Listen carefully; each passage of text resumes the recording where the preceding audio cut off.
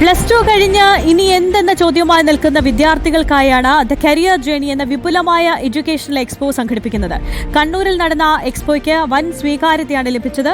പരിപാടിയിൽ പങ്കെടുത്ത വിദ്യാർത്ഥികളോടൊപ്പം എക്സ്പോയ്ക്ക് എത്തിയ വിവിധ സ്ഥാപനങ്ങൾക്കും ഇത് വേറിട്ട അനുഭവമായി മാറി. റിപ്പോർട്ടർ ടിവിയും മൈക്രോടെക്കും ചേർന്നാണ് എഡ്യൂക്കേഷണൽ എക്സ്പോ സംഘടിപ്പിക്കുന്നത്.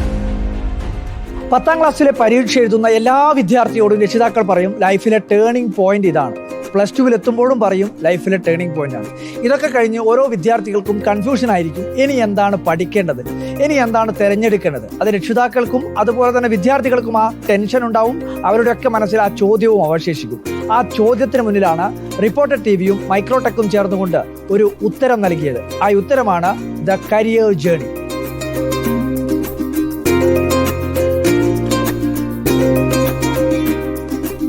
എക്സ്പോയിലേക്ക് എത്തിയ ഓരോ വിദ്യാർത്ഥികൾക്കും നൽകുന്നത് ഭാവി എങ്ങനെയാകണമെന്ന കൃത്യമായ ദിശാബോധമാണ്. നൂറുകണക്കിന് വിദ്യാർത്ഥികളാണ് രക്ഷിതാക്കളോടൊപ്പം കണ്ണൂരിലെ എക്സ്പോയിലേക്കും എത്തിയത്. കേരളത്തിലെ ഏറ്റവും വിപുലമായ എഡ്യൂക്കേഷണൽ എക്സ്പോയിൽ പങ്കാളികളാകാൻ കഴിഞ്ഞതിലുള്ള സന്തോഷത്തിലാണ് വിവിധ സ്ഥാപനങ്ങൾ. നമ്മൾ ഒരുപാട് ഹാപ്പിയാണ്. കാരണം നമ്മൾക്ക് അഡ്മിഷൻ ക്ലോസ് ആവുന്നുണ്ട്.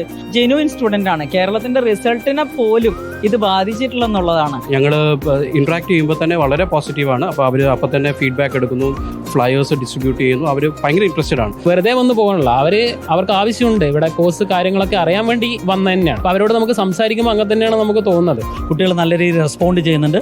ഇതിന് പലരും അറിയപ്പെടുന്നതേ ഉള്ളൂ. ഈ പ്രോഗ്രാം അടുത്ത വർഷം ഇതുപോലെ തന്നെ നടത്തുക. ഞങ്ങൾ എല്ലാവരും ഇതിനെ സപ്പോർട്ട് ചെയ്യുന്നതായിരിക്കും. ഓരോ വിദ്യാർത്ഥിയും ചിരിച്ച മുഖവുമായി മടങ്ങുന്നതാണ് എക്സ്പോയുടെ വിജയമെന്ന് സംഘാടകരായ മൈക്രോടെക്കും പറഞ്ഞു. ഇത്രയും അധികം AI റിലേറ്റഡ് ആയിട്ടുള്ള കോഴ്സുകൾ കൊടുക്കുന്ന ഒരു എഡ്യൂക്കേഷൻ എക്സ്പോ ആദ്യമായിട്ടായിരുന്നു. അതും കണ്ണൂരിൽ വളരെ നല്ല എക്സ്പീരിയൻസ് ആയിരുന്നു. ഒരുപാട് കുട്ടികൾ നമ്മുടെ ഈ പ്രോഗ്രാമിൻ്റെ ഭാഗമായി. അതിൻ്റെ ഒരു തേഞ്ഞ സന്തോഷത്തിലാണ് നമ്മൾ ഈ പ്രോഗ്രാം ഇവിടെ വൈൻഡപ്പ് ചെയ്യുന്നത്. രാവിലെ 9 മണിയോടെ ആരംഭിച്ച എക്സ്പോ വൈകുന്നേരം 6 മണിയോടെയാണ് അവസാനിപ്പിച്ചത്.